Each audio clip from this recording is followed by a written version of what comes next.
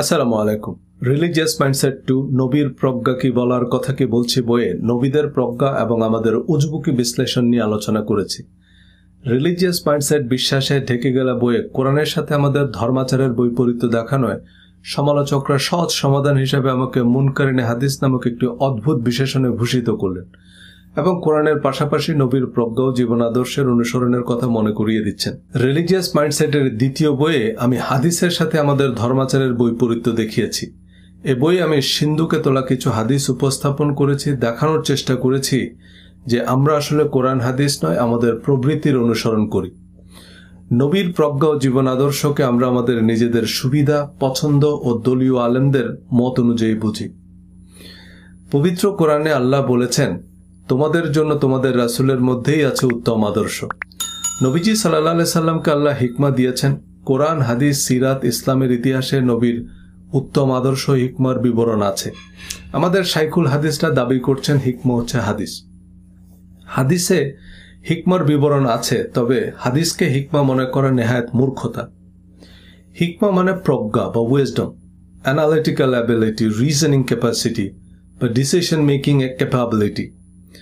প্রতিটা জনপদে আল্লাহ নবী পাঠিয়েছেন, প্রতিটা জনপদের প্রজ্ঞাবান মানুষদের আল্লাহ নবী হিসাবে নির্বাচন করেছেন, যারা মানুষকে কৃষি, শিল্প, ব্যবসা, যুদ্ধ, রাজনীতি, জীবন জীবিকার মূলনীতি শিক্ষা দিয়েছেন। পৃথিবীতে আর কোনো নবী না আসলেও প্রজ্ঞাবান মানুষ আসবে, যারা মানব জাতির জন্য সম্ভাবনা ও সমৃদ্ধির নতুন নতুন দুয়ার খুলবে। এসব জ্ঞানী ও প্রজ্ঞাবান মানুষরাই নবীদের উত্তরসূরি, যারা হবেন সমগ্র মানব জাতির জন্য বাতিঘর। কিন্তু আমরা মদিনা আল আজহারে পড়ুয়া শাইখুল হাদিসদের আলেম বা জ্ঞানী মনে করি, কিন্তু হার্ভার্ড, অক্সফোর্ডে পড়ুয়াদের আলেম মনে করি না। বরেণ্য কবি, সাহিত্যিক, দার্শনিক, সমরবিদ, পদার্থবিদ, চিকিৎসা বিজ্ঞানী এরা কি তবে জাহেল বা মূর্খ? জ্ঞান বিজ্ঞানের বিভিন্ন শাখায় যারা অবদান রেখে চলেছেন তাদের আমরা বলি সাধারণ শিক্ষায় শিক্ষিত, তাই সেসব শিক্ষার সাথে ধর্মের কোনো সম্পর্ক নেই। আর মদিনা আল আজহার থেকে যারা অসাধারণ শিক্ষায় শিক্ষিত বা কথিত আলেমরা আমাদের শিক্ষা দিচ্ছেন মোচ কদ্দুর বড় হবে, মহিলাদের মুখ খোলা রাখা যাবে কিনা, কিভাবে পানি পান করতে হবে, কোন দোয়া পড়লে বেহেশতের 8টি দরজা খুলে দেওয়া হবে, দোজখের আগুন হারাম হয়ে যাবে বা মুস্তাজাবুদ দাওয়া বনে যাবেন, ইমাম মেহেদী কোথায় আত্মপ্রকাশ করবেন। কোরআন, হাদিস, সিরাত, ইসলামের ইতিহাসের পাতায় পাতায় ছড়িয়ে ছিটিয়ে থাকা জ্ঞান ও প্রজ্ঞার অমূল্য রত্ন ভাণ্ডার পায়ে ঠেলে হিকমার নামে সব অর্থহীন, অবান্তর, অযৌক্তিক, অসার আলোচনায় কেন ডুবে থাকি? কারণ আল্লাহ নবীকে দিয়েছেন হিকমা আর আমাদের দিয়েছেন আহাম্মকি। আমেরিকান যোগাযোগবিদ ওয়াল্টার লিপম্যান বলেছেন, প্রজ্ঞা বুঝতে হলেও একজন মানুষের প্রজ্ঞা থাকতে হয়। শ্রোতারা বধির হলে সঙ্গীত কিছুই নয়। It requires wisdom to understand wisdom. The music is nothing if the audience is deaf. একজন বধির মানুষকে মাইকেল জ্যাকসনের গান শোনানো আর মাহফুজ আহমেদের গান শোনানো একই কথা। আমাদের মতো আহাম্মকদের কাছে নবীর হিকমার আবু জেহেলের হিকমার তফাৎ নেই। আবু জেহেলরা যা যা করত ঠিক একই কাজ আমরা মানছি নবীর সুন্নাহ নাম দিয়ে। আমরা নিজেরা কোরআন, হাদিস, সিরাত, ইতিহাস পড়তে আগ্রহী নই, চিন্তা গবেষণা করতে রাজি নই। আমরা পালের ভেড়া হয়ে থাকতেই পছন্দ করি, কারণ এতগুলো ভেড়া তো ভুল হতে পারে না। হিকমা নাম দিয়ে হাদিসকে কোরআনের সমকক্ষ বানিয়ে হাদিসের ভিত্তিতে ধর্মের বিধিবিধান প্রণয়ন করা হচ্ছে। হাদিসে নবীজির প্রজ্ঞা এবং কোরআনের বাড়তি তথ্য আছে। সিরাত ও ইতিহাসের কিতাবেও নবীজির প্রজ্ঞা ও অনুকরণীয় আদর্শ আছে। এ ভিডিওতে নবীর হিকমা আমাদের আহাম্মকির তুলনামূলক আলোচনা করব। রিলিজিয়াস মাইন্ডসেট টু নবীর প্রজ্ঞা বইয়ে বিস্তারিত রেফারেন্স সহ বলেছি, সকল নবীদের আল্লাহ প্রজ্ঞা দিয়েছেন এবং নবীরাই আমাদের জন্য অনুমোদিত আদর্শ। কোরআনে আল্লাহ নবীদের প্রজ্ঞা ও উত্তম আদর্শের বিবরণ দিয়েছেন। সূরা নূহ, সূরা ইউনুস, সূরা ইউসুফ, সূরা মুহাম্মদ, সূরা হুদ, সূরা মরিয়ম, সূরা আম্বিয়া, সূরা আহজাব। কোরআনের পাতায় পাতায় নবীদের জীবনালক্ষ্য। পবিত্র কোরআনে আল্লাহ বলেছেন, ইব্রাহিম ও তার সাথীদের মধ্যে তোমাদের জন্য রয়েছে উত্তম আদর্শ। এখন ইব্রাহিম আলাইহিস সালামের আদর্শ আমরা কোথা থেকে জানব? সহিহ ইব্রাহিম শরীফ কোন প্রকাশনী প্রকাশ করে? কোরআনে একটা সূরা আছে, সূরা ইব্রাহিম। কোরআনের 30 পারার প্রায় 1 পারা জুড়ে শুধু ইব্রাহিম আলাইহিস সালামের প্রজ্ঞা ও জীবন আদর্শের আলোচনা করা হয়েছে। ইব্রাহিম আলাইহিস সালাম এর আপন পিতা, একেবারে ব্যক্তিগত পিতা, একজন সার্টিফাইড মুশরিক। ইব্রাহিম আলাইহিস সালামের পিতা একজন মুশরিক ছিলেন। নূহ আলাইহিস সালামের আপন পুত্র ছিল একজন কাফের। এ কথা কোরআনে বলার উদ্দেশ্য কি? আল্লাহর কিতাবের বাইরে নবীর বাপের কথাও বিশ্বাস করবা না। আওলাদে রাসূল শুনলেই দৌড় দিবা না। নবীর বাপও মুশরিক হতে পারে, আওলাদে রাসূলও কাফের হতে পারে। আল্লাহ রাসূলদের অথরাইজ করেছেন, এর বাইরে যাদেরকে সত্যায়িত করেননি তাদের বক্তব্য গ্রহণের মানদণ্ড হবে কোরআন। ইব্রাহিম আলাইহিস সালামকে ফেরেশতারা কিভাবে সালাম দিয়েছেন, তিনি কিভাবে সালামের জবাব দিয়েছেন কোরআনে আল্লাহ বর্ণনা করেছেন। ফেরেশতারা বলল সালাম, ইব্রাহিমও বলল সালাম। আমার একটি ভিডিওতে সালাম এভরিওয়ান বলায় কয়েকজন কমেন্ট করলেন, এটা আবার কোন দেশি সালাম? এটা হযরত ইব্রাহিম আলাইহিস সালামের সালাম। অনেকে সালামুন আলাইকুম বলে সালাম দেন, কারণ কোরআনে সালামুন আলাইকুম বলে সালাম দিতে বলা হয়েছে। সালামুন আলাইকুম 100% কোরআন সম্মত সালাম, কিন্তু অনেকে আসসালামু আলাইকুম বলাটাকে কোরআন অস্বীকার করার অভিযোগে কুফরি বলছেন। আবার সালামুন আলাইকুম বললে অনেকে আহলে কোরআন ফিতনা বলে গালাগাল করেন। এই বিবাদের প্রধান কারণ আমরা আপাদমস্তক আহাম্মক। আমরা দিনভর পীরের পিছনে দৌড়াই, কিন্তু কোরআন খুলে মিলিয়ে দেখি না। সালামুন আলাইকুম আর আসসালামু আলাইকুম এই দুয়ের মধ্যে অর্থ, ভাষা ও ব্যাকরণগত কোনো পার্থক্য নাই। কোরআন আর আল কোরআন একই কথা। তদুপরি কোরআনে নবীরা আসসালামু আলাইকুম বলেও সালাম দিয়েছেন। মূসা আলাইহিস সালাম এবং হারুন আলাইহিস সালাম সালাম দিয়েছেন আসসালামু আলা মানিত্তাবা আল হুদা, নট সালামুন আলা মানিত্তাবা আল হুদা। ঈসা আলাইহিস সালাম সালাম দিয়েছেন আসসালামু আলাইয়া, নট সালামুন আলাইয়া। সুতরাং সালাম, সালামুন আলাইকুম, আসসালামু আলাইকুম সবই কোরআন এবং হাদিস সম্মত সালাম। সালাম মানে মুখে একটা মুখস্থ বাক্য বলা নয়, আন্তরিকভাবে তার শান্তি কামনা, অর্থাৎ পরিচিত অপরিচিত সবার শান্তি কামনা, মঙ্গল কামনা করা একজন আদর্শ মুসলমানের বৈশিষ্ট্য। শান্তি বলতে সব রকম শান্তি এবং প্রশান্তি বোঝায়, অর্থাৎ একজন ভালো মুসলমান পরিচিত অপরিচিত সকলের প্রশান্তি ও আনন্দের কারণ হবে, সকলের শুভাকাঙ্ক্ষী হবে, সহযোগী হবে, মানুষকে ভালো কথা বলবে, উৎসাহব্যঞ্জক প্রশংসাসূচক কথা বলবে। সালামের জবাবও সালাম, অর্থাৎ আপনার জন্য প্রশান্তি।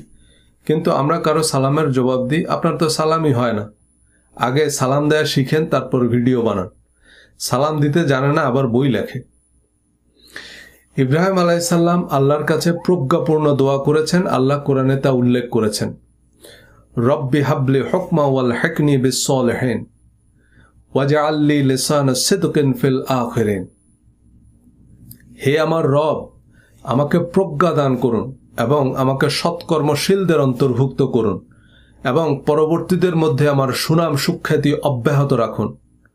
ইব্রাহিম আলাইহিস সালামের আরও দোয়া আছে কোরআনে। কোরআনের দোয়া নামে একটা ভিডিওতে এবং একটা অধ্যায় আলোচনা করেছি এ বইয়ে। ইব্রাহিম আলাইহিস সালাম আল্লাহর কাছে কি ভিক্ষা চাইতেন? প্রজ্ঞা বা উইজডম। তিনি সৎকর্মশীলদের অন্তর্ভুক্ত থাকার আরজি পেশ করেছেন। আমল মানে কর্ম।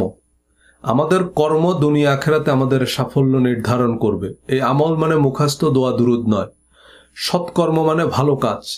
ইব্রাহিম আলাইহিস সালামের আবেদনপত্র বলছে তার কাছে গুরুত্বপূর্ণ ছিল প্রজ্ঞা, সৎকর্ম এবং পরবর্তীদের মধ্যে সুনাম সুখ্যাতি। কিন্তু আমরা ইব্রাহিম আলাইহিস সালামের জীবন আদর্শ বলতে বুঝি সুন্নতে খতনা। এ খতনার নাম দিয়েছি মুসলমানি। মুসলিম আর অমুসলিমের মধ্যে পার্থক্য হচ্ছে খতনা। হযরত ইব্রাহিম আলাইহিস সালামের খতনার কথা পবিত্র কোরআনে নাই। কোরআনে 69 বার হযরত ইব্রাহিম আলাইহিস সালামের নাম উল্লেখ করা হয়েছে। হযরত ইব্রাহিম আলাইহিস সালামের কাবা ঘর নির্মাণ এবং অন্য সকল ব্যাপারে কোরআনে বর্ণনা করা হয়েছে, অথচ তাকে তার গোপনাঙ্গের একটি অংশ কেটে ফেলতে বলা হয়েছে তা কোথাও বলা হয়নি। আল্লাহর উপর হযরত ইব্রাহিম আলাইহিস সালামের বিশ্বাস ও নিষ্ঠার কথাই গুরুত্ব সহকারে বলা হয়েছে, যা আমাদের জন্য অনুকরণীয়। কিন্তু আমাদের কাছে খতনা কেন মুসলমানের সমার্থক? কারণ আল্লাহ ইব্রাহিম আলাইহিস সালামকে দিয়েছেন হিকমা আর আমাদের দিয়েছেন আহাম্মকি।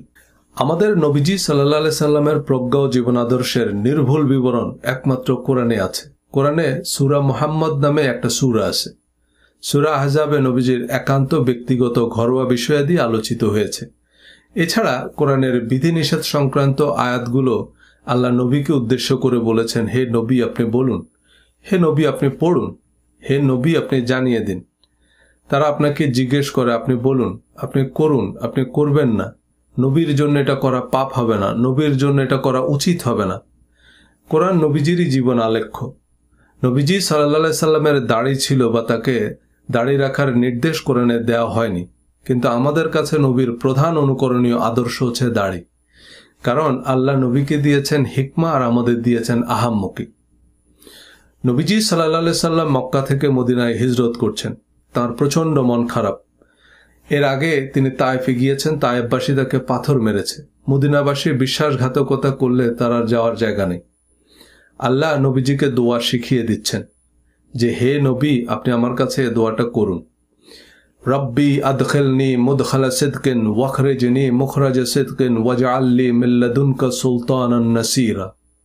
And say, my Lord, grant me an honorable entrance and an honorable exit, and give me a supporting authority from yourself. হে আল্লাহ, আমাকে মদিনায় সম্মানিত করেন এবং আপনার পক্ষ থেকে আমার জন্য সাহায্যকারী আনসার প্রেরণ করেন। এ দোয়ার বদৌলতে আল্লাহ নবীজিকে মদিনার বাদশাহ বানিয়েছেন। সমগ্র মদিনাবাসীকে আল্লাহ আনসার, সাহায্যকারী বানিয়ে দিয়েছেন। কিন্তু কোরআনের রেডিমেড দোয়া আমাদের মনোভূত হয় না। আবু হুজাইফা থেকে আবু কুরাইজা, তার থেকে আবু নুসাইফা, এভাবে 7 সমুদ্র 13 নদী পাড়ি দিয়ে একটা সহি দোয়া খুঁজে বের করি।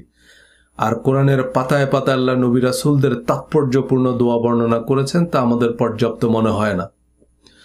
হযরত আদম আলাইহিস সালাম আল্লাহর আদেশ অমান্য করে যখন আল্লাহর বিরাগ ভাজন হলেন, তিনি কাঁদতে কাঁদতে পেরেশান হয়ে গেলেন। কোনো দোয়ায় কোনো কাজ হয় না।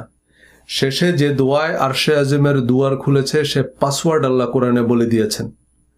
আল্লাহ বলেন, আমি আদম ও হাওয়াকে তখন ক্ষমা করেছি যখন তারা বলল, রব্বানা যালামনা আনফুসানা ওয়া ইল্লাম তাগফির লানা ওয়া তারহামনা লানাকুনান্না মিনাল খাসিরিন। হে আমাদের রব, আমরা নিজেদের উপর জুলুম করেছি, আর যদি আপনি আমাদেরকে ক্ষমা না করেন এবং আমাদেরকে দয়া না করেন, তবে আমরা অবশ্যই ক্ষতিগ্রস্তদের অন্তর্ভুক্ত হব। হযরত নূহ আলাইহিস সালাম আল্লাহর কাছে কি দোয়া করতেন? আল্লাহ নিজেই বর্ণনা করেছেন, কোনো ভায়া মিডিয়া নেই। সূরা হুদের 47 নম্বর আয়াতে আল্লাহ আমাদের শেখাচ্ছেন হযরত নূহ আলাইহিস সালামের দোয়া, যে সে বলল, রব্বি ইন্নী আউযু বিকা আন আসআলাকা মা লাইসা লি বিহি ইলম। হে আমার রব, যে বিষয়ে আমার জ্ঞান নেই, আমি যেন আপনার কাছে সে প্রার্থনাই না করি। নূহ আলাইহিস সালামের মতো এত মর্যাদাবান নবী, যার নামে কোরআনে একটা সূরা আছে, সূরা নূহ, তিনি জানতেন যে তিনি সব বিষয়ে জানেন না। আর আমরা নিজেদের আল্লামা দাবি করি। আল্লামা শব্দের অর্থ সর্বজ্ঞ, এটা আল্লাহর উপাধি। হযরত জাকারিয়া আলাইহিস সালামের সন্তান হয় না, তো তিনি কোন দরগায় মানত করলেন? আল্লাহ বলে দিচ্ছেন, হুনালিকা দাআ জাকারিয়া রব্বাহু। সেখানে জাকারিয়া তার রবের কাছে দোয়া করল, রব্বি হাবলি মিন লাদুনকা যুররিয়াতান তাইয়্যিবাতান ইন্নাকা সামিউদ দুআ। হে আমার রব, আমাকে আপনার পক্ষ থেকে সন্তান দান করুন, নিশ্চয়ই আপনি প্রার্থনা শ্রবণকারী। এ দোয়ার পর কি ঘটল সেটাও আল্লাহ কোরআনে বলে দিয়েছেন। এ দোয়ার পর আল্লাহ তাকে একটি পুত্র সন্তান দান করেছেন, যেন তেন পুত্র সন্তান নয়, আল্লাহর আরেক পয়গাম্বর হযরত ইয়াহিয়া আলাইহিস সালাম। হযরত মূসা আলাইহিস সালামকে আল্লাহ কিতাব দিয়ে বললেন, আপনি আমার কিতাব প্রচার করেন। মূসা আলাইহিস সালামের হাঁটু কাঁপা শুরু হলো, কারণ তিনি খুব ভালো করেই জানেন যে আল্লাহর কিতাবের কথা বললেই এ ফেরাউনের দল তাকে আহলে কোরআন, মুতাজিলা, মুনকারিনে হাদিস, ওরিয়েন্টালিস্ট, আমেরিকার দালাল বলে ধাওয়া দিবে। তখন তিনি আল্লাহর কাছে বসে প্রার্থনা করলেন, রব্বি ইশরাহ লি সাদরি ওয়া ইয়াসসির লি আমরি ওয়াহলুল উকদাতাম মিন লিসানি ইয়াফকাহু কওলি। যে হে আল্লাহ, আপনি আমার বক্ষ প্রশস্ত করে দিন, আমার বুক ফুলিয়ে দিন এবং আমার কাজ সহজ করে দিন, আমার জিহ্বার জড়তা দূর করে দিন, যাতে আমি নির্ভয়ে, নিঃসংশয়ে, নির্দ্বিধায় সত্য প্রচার করতে পারি, যাতে তারা আমার কথা বুঝতে পারে। এই কথাটাকে ভাবানুবাদ করেছেন রবীন্দ্রনাথ ঠাকুর। অন্তরমম বিকশিত করো অন্তরতর হে, নির্মল করো উজ্জ্বল করো সুন্দর করো হে, জাগ্রত করো উদ্যত করো নির্ভয় করো হে, মঙ্গল করো নিরলস নিঃসংশয় করো হে। এই কবিতার জন্য রবীন্দ্রনাথ ঠাকুর নোবেল পুরস্কার পেয়েছেন। আর আমাদের গবেষণার বিষয়, মূসা আলাইহিস সালাম তার ভাই হারুন আলাইহিস সালামের চুল ও দাড়ি ধরে টেনেছেন। অর্থাৎ হারুন আলাইহিস সালামের দাড়ি ছিল, সুতরাং দাড়ি রাখার কথা কোরআনে আছে। যদিও এই যুক্তিতে চুল রাখা ফরজ হয়নি, কারণ মুসা আলাইহিস সালামকে আল্লাহ দিয়েছেন হিকমা আর আমাদের দিয়েছেন আহাম্মকি। হযরত আইয়ুব আলাইহিস সালামকে আল্লাহ ধুলায় মিশিয়ে দিলেন, তার সম্মান, সম্পদ, সন্তান, স্বাস্থ্য সবকিছু আল্লাহ নিয়ে গেছেন, শুধু নিঃশ্বাসটুকু ছিল। তখন তিনি আল্লাহর কাছে দোয়া করলেন। কোরআনের সূরা 21 আয়াত 83, আন্নী মাসসানিয়া দুররু আনতা আরহামুর রাহিমিন, যে হে আল্লাহ, আমি না হয় জগতের সবচেয়ে দুঃখী মানুষ, কিন্তু আপনি তো সর্বশ্রেষ্ঠ দয়ালু। হযরত আইয়ুব আলাইহিস সালামের এই দোয়ায় আল্লাহ লজ্জিত হয়ে গেলেন এবং তাকে তার সবকিছু আবার ফিরিয়ে দিলেন। আবার হযরত সুলাইমান আলাইহিস সালামকে আল্লাহ এমন বাদশাহী দিলেন, তিনি নবীর ছেলে নবী, বাদশার ছেলে বাদশাহ। সমস্ত সৃষ্টিকুলের উপর আল্লাহ তাকে কর্তৃত্ব দিয়েছেন। মানুষ, জিন, ডাইনোসরের মতো প্রকাণ্ড প্রকাণ্ড প্রাণী নিয়ে হযরত সুলাইমান আলাইহিস সালামের আর্মি। এই প্রতাপশালী আর্মি যখন দুনিয়া কাঁপিয়ে মার্চ করছিল, তখন একটা পিঁপড়া বলল, সুলাইমানের আর্মি আসছে, ভাগ, পায়ের নিচে পড়ে মরবি। হযরত সুলাইমান আলাইহিস সালাম পিঁপড়ার এই কথাটা শুনেছেন এবং এই পিঁপড়ার জন্য তিনি তার আর্মি হল্ট করলেন। আজব দুনিয়া গজব কাহিনী বলছি না, কোরআনের কাহিনী বলছি।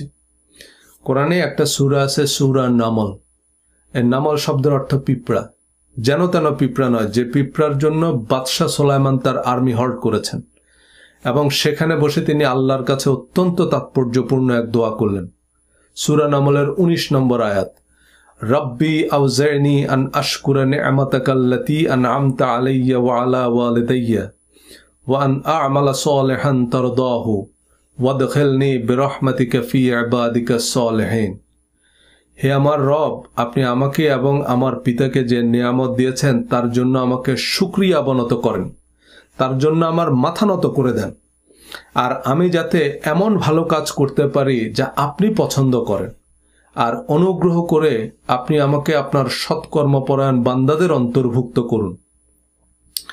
আপনি আমাকে আড়াল করে দাঁড়ান, আমি যেন অসৎ মন্দ কাজ থেকে দূরে থাকতে পারি। এই কথাগুলোকে ভাবানুবাদ করেছেন রবীন্দ্রনাথ ঠাকুর। আমার মাথা নত করে দাও হে তোমার চরণ ধুলার তলে, সকল অহংকার হে আমার ডুবাও চোখের জলে। আমারে না যেন করি প্রচার আমার আপন কাজে, ওয়ান আমালা সালিহান তারদাহু, তোমারই ইচ্ছা করো হে পূর্ণ আমার জীবন মাঝে। ওয়াদখিলনি বিরহমাতিকা ফি ইবাদিকাস সালিহিন, আমারে আড়াল করিয়া দাঁড়াও হৃদয় পদ্ম দলে, সকল অহংকার হে আমার ডুবাও চোখের জলে। খেয়াল করুন আল্লাহ নবীদের জীবনাদর্শের মাধ্যমে আমাদের কি শিক্ষা দিচ্ছেন, যে আয়ুবের মতো ধুলায় মিশে গেল হিম্মত হারাবানা, বিশ্বাস হারাবানা। আবার সুলাইমানের মতো বাদশাহ হলেও একটা পিঁপড়াকে নজরআন্দাজ করবানা। সুলাইমান আলাইহিস সালামের মতো বাদশাহ হলে পিঁপড়া তো পিঁপড়া, এই দুনিয়াটাকে আমাদের কাছে টেনিস বলের মতো মনে হবে। দুঃসময়ে ধৈর্য ধারণ করা কঠিন, কিন্তু তার চেয়ে অনেক বেশি কঠিন সুসময়ে বিনয় অবনত থাকা। শক্তির একটা নিজস্ব ধর্ম আছে। আপনার কাছে যখন অর্থ, খ্যাতি বা ক্ষমতা থাকবে, তখন আপনি বুঝবেন নিষ্কুলুষ নিরহংকার থাকা কত কঠিন। আমরা অহংকার করি না, কারণ আমাদের অহংকার করার মতো কিছু নাই। পৃথিবীতে অহংকারী হওয়ার সবচেয়ে বেশি সুযোগ ছিল সুলাইমান আলাইহিস সালামের। তিনি দুনিয়ায়ও বাদশাহ, আখেরাতেও বাদশাহ। সুলাইমান আলাইহিস সালামের মতো বাদশাহী আল্লাহ ফেরাউনকেও দিয়েছেন, কিন্তু ফেরাউন শুকরিয়া আদায় করা তো দূরের কথা, নিজেকেই খোদা দাবি করেছে। আল্লাহ তাকে দুনিয়াবাসীর সামনে অপদস্থ করেছে। নবীরা আল্লাহর কাছে বিনয়ী থাকার, সৎকর্মশীল থাকার, নির্ভীক সত্যনিষ্ঠ থাকার প্রার্থনা করতেন।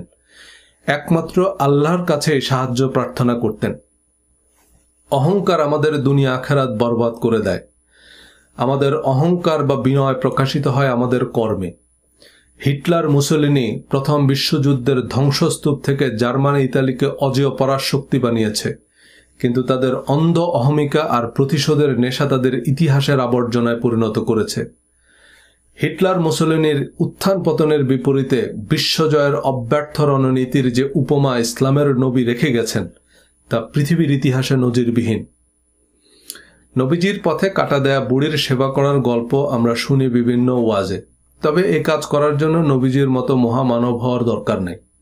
একজন সাধারণ ভালো মানুষও এমনটাই করবে।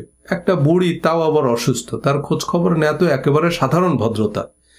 মরণাপন্ন বুড়ির উপর প্রতিশোধ নেয়া একজন সাধারণ ভদ্রলোকের জন্যও বেমানন। কিন্তু প্রবল প্রতাপশালী শত্রুকে শুধু ক্ষমা নয়, প্রধান মিত্রে পরিণত করেছেন তার অসংখ্য নজির ইসলামের নবী রেখে গেছেন, যা পৃথিবীর ইতিহাসে বিরল।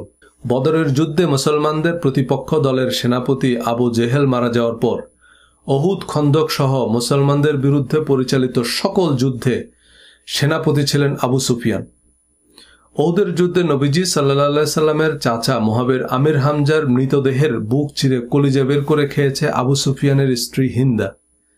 কিন্তু নবীজি সাল্লাল্লাহু আলাইহি সাল্লাম মক্কা বিজয়ের পর ঘোষণা দিলেন, যারা আবু সুফিয়ানের বাড়িতে আশ্রয় নেবে তারা নিরাপদ।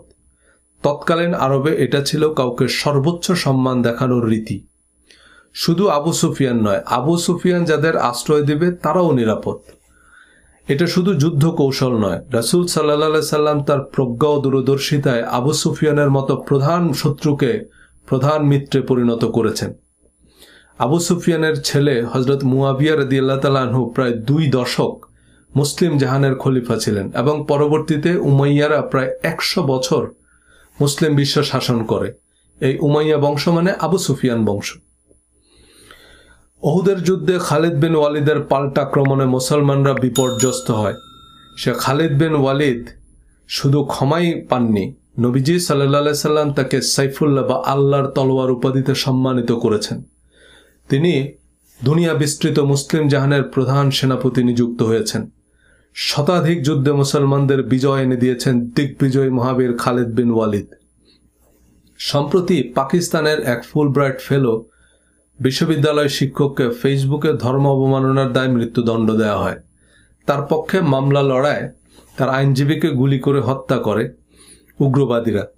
কিন্তু নবীজি সাল্লাল্লাহু আলাইহি সাল্লামের প্রধান প্রতিপক্ষ আবু জেহেল পুত্র ইকরিমা বদর উহুদ যুদ্ধে তো অনেক সাহাবীকে হত্যা করেছেই, মক্কা বিজয়ের সময়ও হারামের সীমানায় অর্থাৎ যুদ্ধ নিষিদ্ধ এলাকায় মুসলমানদের উপর ইকরিমা ব্যর্থ আক্রমণ করে। আবু সুফিয়ান সহ মক্কার সকল কাফেররা সাধারণ ক্ষমা পেলেও ইকরিমার মৃত্যুদণ্ডের রায় দেয়া হয় যুদ্ধ অপরাধের দায়ে। ইকরিমা মক্কা থেকে পালিয়ে যায়। তার স্ত্রী এসে তার হয়ে নবীজির কাছে ক্ষমা চাইলে নবীজি ইকরিমাকে মক্কায় ফিরে আসতে বলেন।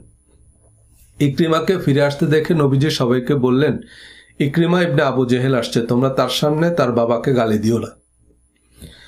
হযরত ইকরিমা রাদিয়াল্লাহু তাআলা আনহু নবীজি সাল্লাল্লাহু আলাইহি সাল্লামের এই অবিশ্বাস্য ক্ষমায় অভিভূত হয়ে প্রতিজ্ঞা করলেন, ইয়া রাসূলুল্লাহ, আমি ওয়াদা করছি ইসলামের বিরুদ্ধে যত শক্তি আর অর্থ আমি ব্যয় করেছি, ইসলাম প্রতিষ্ঠায় আমি তার দ্বিগুণ করব। রোমান সাম্রাজ্যের বিরুদ্ধে ইয়ারমুকের মহাযুদ্ধে সেনাপতি খালিদ বিন ওয়ালিদ যখন পিছু হাঁটার সিদ্ধান্ত নিলেন, হযরত ইকরিমা বললেন, আল্লাহর রাসূলের সাথে আমার কিছু ওয়াদা আছে। সেনাপতি খালিদ বিন ওয়ালিদের হুঁশিয়ারি অগ্রাহ্য করে হযরত ইকরিমা দুর্ধর্ষ রোমান সৈন্যদের দুর্ভেদ্য চক্রভেদ করেন। অতি মানবের মতো লড়াই করে প্রতাপশালী রোমানদের বিরুদ্ধে মুসলমানদের জিতিয়েছেন হযরত ইকরিমা ইবনে আবু জেহেল।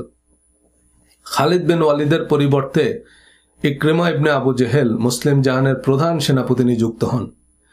ইকরিমার মতো 20 বৃক্ষকে যিনি দেবদূতে পরিণত করতে পারেন, পৃথিবীর ইতিহাসে তার চেয়ে শক্তিমান নেতা আর কে?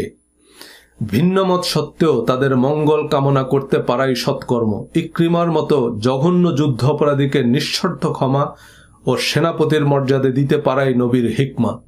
রবীন্দ্রনাথের ভাষায়, যাহারা তোমার বিষাইছে বায়ু, নিভাইছে তব আলো, তুমি কি তাদের ক্ষমা করিয়াছ, তুমি কি বেসেছ ভালো? পৃথিবীর ইতিহাসের গতিপথ বদলে দেয়া প্রজ্ঞাবান মানুষদের তালিকায় হযরত মুহাম্মদ সাল্লাল্লাহু আলাইহি সাল্লাম প্রথম। কারণ তিনি উটের দুধ পান করতেন, খেজুর খেতেন, তিনি বগলের নিচের পশম টেনে টেনে তুলতেন, তিনি জয়তুনের ডাল দিয়ে মেসওয়াক করতেন, ডান হাতে পানি পান করতেন। আলহামদুলিল্লাহ, আমরা আহাম্মকুল্লারা বয়ান করছি হিকমা উল্লাহর জীবন আদর্শ। হাদিসের কিতাবে নবীজির প্রজ্ঞার বিবরণ আছে, তবে তা আমাদের নজরে পড়ে না, কারণ আমরা খুঁজছি উটের মুতের ফজিলত আর ডিলাকুলুপের ফাজাইল। হাদিসের 7 সমুদ্র সেচে আমরা কোরআনের সাথে সম্পর্কহীন দুনিয়া আখেরাতে গুরুত্বহীন কিছু বিতর্কিত বিষয় তুলে আনি। টাকনুর নিচে কাপড় ঝুলিয়ে পড়লে সে জাহান্নামে যাবে, এটা কোনো প্রজ্ঞাবান মানুষের কথা হতে পারে? নবীজি সাল্লাল্লাহু আলাইহি সাল্লাম এমন কথা বলেননি। তিনি বলেছেন, যারা অহংকার বশত টাকনুর নিচে কাপড় ঝুলিয়ে পড়ে তারা আল্লাহর কৃপা দৃষ্টি পাবে না। এই হাদিসের কি ওয়ার্ড হচ্ছে অহংকার বশত। হাদিসের পরের অংশে লেখা আছে, হযরত আবু বকর রাদিয়াল্লাহু তাআলা আনহু বললেন, ইয়া রাসূলুল্লাহ, আমার নিজেরও তো টাকনুর নিচে কাপড় ঝুলে থাকে। নবীজি সাল্লাল্লাহু আলাইহি সাল্লাম বললেন, আপনি তো আর এটা অহংকার বশত করেন না। অহংকার করে যদি কেউ একটা টুপিও মাথায় দেয়, সেও গুনাহগার। অহংকার বোধ থেকে যদি কেউ নামের আগে আল্লামা, নামের শেষে মাদানী, আজহারি লাগায়, সেও আল্লাহর কৃপা দৃষ্টি থেকে বঞ্চিত হবে। অহংকার অমার্জনীয় অপরাধ। নিশ্চয়ই আল্লাহ দাম্ভিক অহংকারীকে পছন্দ করেন না। কিন্তু টাকনুর নিচে কাপড় নামা আর হাঁটুর উপর কাপড় উঠা নিয়েই আমাদের রাজ্যের গবেষণা। কারণ আল্লাহ নবীকে দিয়েছেন হিকমা আর আমাদের দিয়েছেন আহাম্মকি। হযরত ইব্রাহিম আলাইহিস সালামের সময়ে বেশিরভাগ মানুষ চুরি ডাকাতি করে উপার্জন করত, বাণিজ্য কাফেলা বা মুসাফিরের সর্বস্ব কেড়ে নিত, দাস হিসাবে বিক্রি করে দিত। হযরত ইব্রাহিম আলাইহিস সালাম বললেন, তোমরা যে লুটপাট করো, তোমাদের এই উপার্জন তো হালাল নয়। তোমরা এই হারাম কামায়ে কেনা কাপড় পরে আল্লাহর ঘরে আসবে না। পরবর্তীতে আবু জেহেলরা ইব্রাহিম আলাইহিস সালামের এই হাদিসের ভিত্তিতে ল্যাংটা হয়ে কাবা তাওয়াফ করা শুরু করে, কারণ তাদের কামাই হারাম। আর ইব্রাহিম আলাইহিস সালাম বলেছেন, হারাম কামায়ের কাপড় পরে আল্লাহর ঘরে আসবে না, তাহলে উপায় কি? ল্যাংটা। হযরত ইব্রাহিম আলাইহিস সালাম বোঝাতে চেয়েছেন যে তোমরা হালাল উপার্জন করো, কিন্তু তিনি তো আর বুঝতে পারেননি যে এই আহাম্মকের দল ল্যাংটা হয়ে কাবা তাওয়াফ করবে কিন্তু চুরি ডাকাতি ছাড়বে না। ধন্যবাদ।